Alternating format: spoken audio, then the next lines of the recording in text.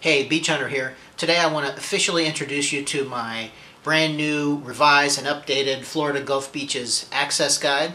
For those of you who don't know, it is an update to the old guide, which was published back in 2005, and it is now sold out. It's been sold out for, gosh, almost a year.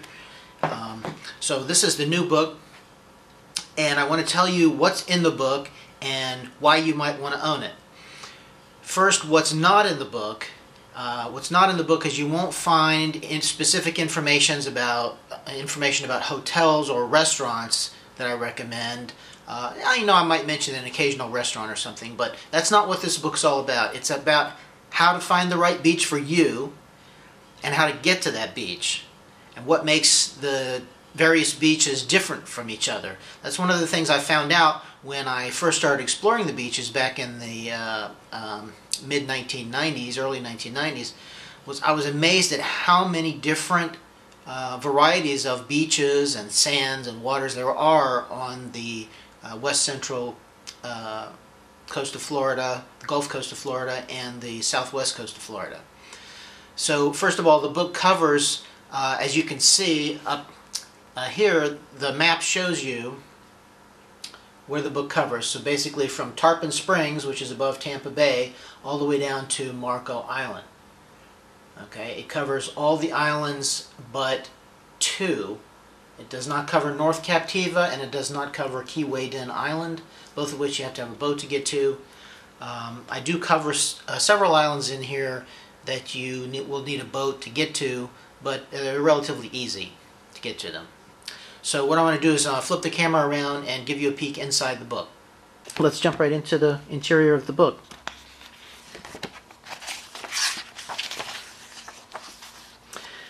You'll find that I have a very good table of contents. And one of the things I want to tell you about the way the book is organized is that in the table of contents, you'll see that when you get to the beaches, you can see that the beaches, for instance, will have, for instance, this says Reddington Shores, and it has a page number of 71. And then underneath that, you'll see that the beaches themselves are numbered. So here's beach number 23, number 24, and number 25. And those don't correspond to page numbers. They correspond to numbers on the maps. So you can locate the beaches on the maps easily. And then here is the page numbers, page 72, 73. So that's an important thing to know about the book. So I start out by talking about trying to answer questions that a lot of people have. I talk about where the sand comes from the beaches, the different types of sand that you'll find on the beach. Here, a lot of people insist on pure white sand, but a lot of us like other sands as well. I have a table here of Gulf of Mexico average water temperatures. That can be helpful in planning your beach vacation. I talk quite a bit about the weather and air temperatures. I have a couple pages on that so you can decide what season, what the different seasons are like here. I go in and give recommendations, my own personal recommendations for beaches south of Tampa Bay, for beaches from Tampa north. I talk about the better beaches for snorkeling, for shelling, for people watching, birding, for camping, nudism, gay beaches, so you can either go to them or avoid them, whatever your preference is. I talk about dog-friendly beaches, so these are beaches where you can take your dog actually out onto the beach, places where they have dog parks on the beach, and there are quite a few. I list the island fishing piers, the jetties, in case you're interested in doing some fishing. I have a couple pages on surfing on the Gulf Coast, and I recommend some of the top surfing spots. Don't really like to give that stuff away in the past, but now everybody pretty much knows where they are anyway. So I talk about the American Disabilities Act compliance as far as beach access is concerned, beach wheelchairs, various beach ramps and so forth, and what you can expect when you get here. I'm not an expert on the Americans with Disabilities Act, but I do the best I can. I explain some of the beach processes like beach erosion and accretion, the different wildlife that you'll find at the beach, birds and turtles and so forth. Then I go right into, start with the beaches north of Tampa Bay. So that would be starting with Anclote Key and coming all the way down to Fort DeSoto Park and Egmont Key at the mouth of Tampa Bay.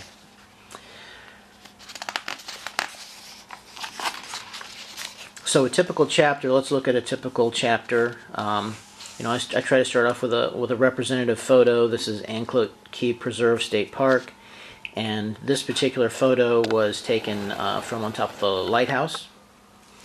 And I talk about the nearest mainland city. I give GPS coordinates in hemispherical decimal format. So you should be able to punch that right into your GPS. Can't guarantee that the GPS coordinates are perfectly accurate across all devices. I give directions to the island. I talk about the various rules as far as pets, disabled access, restrooms, food and drink, alcohol, shelling possibilities, whether they have lifeguards, whether there's any camping allowed. And then I get into the beaches and descriptions of the beaches themselves. And you'll see here, this is beach number 1, right? That corresponds, you'll see, to the map that I have of Anclote Key here is beach number 1. So it's easy to find the location on the maps that I have. Maps cover all but maybe 1 or 2 beaches in the book. So then we move on to the next beach coming south. There's Fred Howard Park, and again the same thing, the directions and coordinates and the various things available at the beach. I try to put representative pictures in the book. None of the photographs are in color, they're all black and white. They come out pretty good, and the whole purpose of the picture is not to wow you. The purpose of the picture is to give you just an idea of what the lay of the land is like, and the geographical features, and to just give you some additional information. I do have, as I said, these maps throughout the book. I drew these maps myself. They are not designed to be used for navigational purposes. They're just to give you an idea of where the beaches are located on the islands, okay, and just sort of the general layout. And as you can see, all the beaches here are numbered, and I try to number the geographical features and anything that's important for you to know. So I'm just going to kind of flip through the book. So you can get an idea of the picture content, the maps, the descriptions. It is an extensive book. It covers every beach access. I mean, every beach access that there is in the area covered by the book. I've been to all of them. And here we start the southwest coast, which starts at Anna Maria Island and goes south all the way down to Marco Island. That's my personal favorite section of the coast. And covers everything. Most of anything that you would need to know to pick a beach and find it and know why it's different from the nearby beaches. Okay, I explain which beaches are more remote, and in fact I actually provide at the back of the book, let me see if I can find it here, there's Naples, and then the last beach is Marco Island. There's my map of Marco. I have a short section on my beach survival tips where I talk about red tide, water quality, rip currents, surf, stingrays, lightning sharks, that kind of stuff. Of course, if you're really interested in that, you'll want to pick up my beach survival guide, which is available free on my website, on both my websites, beachhunter.net and blogthebeach.com.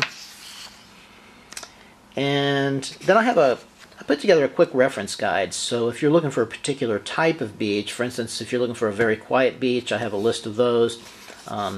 Just average quiet beaches, residential beaches, so that's a beach where it's not a commercial area, it's just where people live. Have a list of the congested or public beaches, developed beaches, resort or condominium areas. Resort condominium areas are different because most of the time the access is fairly limited. Most of the accesses are small. They don't necessarily have the greatest facilities, but the condominium areas tend to have fairly quiet beaches, and they also tend to be quite upscale. I have a list of the dog beaches where you can take your dog out on the beach, a little bit about me, a few references cited, and then I have an index. It's not an extremely extensive index, but it helps to get you where you want to go. And that's it. That is my book, and I am absolutely positive. I've been working on this for many years. I'm positive that it will help you find the right beach for you and help you get to that beach and enjoy it with the minimum amount of guesswork and hassle. It's available on Amazon.com. It is also going to be available on my websites. And if you're paying attention to any of my channels, whether that's YouTube or Facebook or my blog, if you're on my email list, or if you visit my website, I'll be updating information there on how you can buy the book directly from me. And the advantage to doing that is if you would like to have an autographed copy. I'll be happy to autograph the book for you. Otherwise, it is available on Amazon.com. If you're a member of Amazon Prime, your shipping, you get 2-day shipping free. I do have to charge for shipping. I ship the books priority mail to get them to you as quickly as possible. So thanks for watching, thanks for listening, and I hope to see you at the beach one day.